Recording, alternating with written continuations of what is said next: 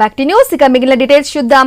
సిద్దిపేట జిల్లా మిరుతొట్టి మండల కేంద్రంలో రైతులు యూరియా కోసం తిప్పలు పడుతున్నారు. జోరు వాన కూడా లెక్క చేయకుండా గొడుగులు పట్టుకుని క్యూలో నిల్చున్నారు.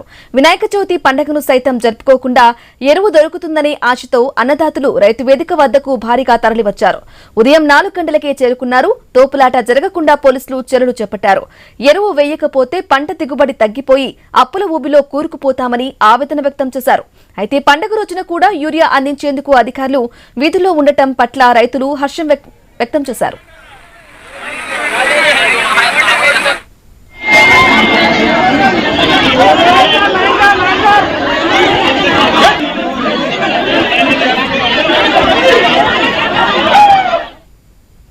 ఈ రోజు మధ్యరాత్రి నుంచి రైతు వేదిక మిరుదొడ్డి గ్రామంలో రైతు వేదిక దగ్గర రాత్రి 2 గంటల నుంచి ఇప్పటిదాకా కూడా లైన్లో ఉంటే ఒక టోకన్ ఇచ్చారు, ఒక సంచి.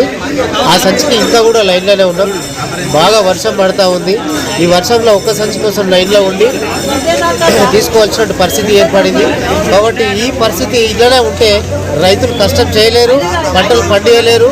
చాలా ఇబ్బందికరమైనటువంటి విషయం. కాబట్టి ప్రభుత్వమే ఏదైనా చొరవ తీసుకొని యూరియా కొరత లేకుండా చేయాలని చెప్పేసి ప్రభుత్వాన్ని కోరుతా ఉన్నాము. మాకు ఈ ఇబ్బంది ఎందుకు?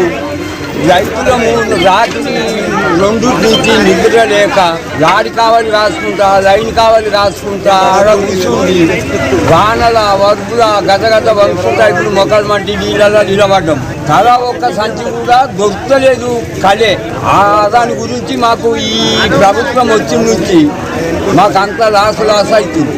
4 ఎకరాల మక్కుంది. ఈ ఒక్క సంచి కొంచెం ఏడేయాలి.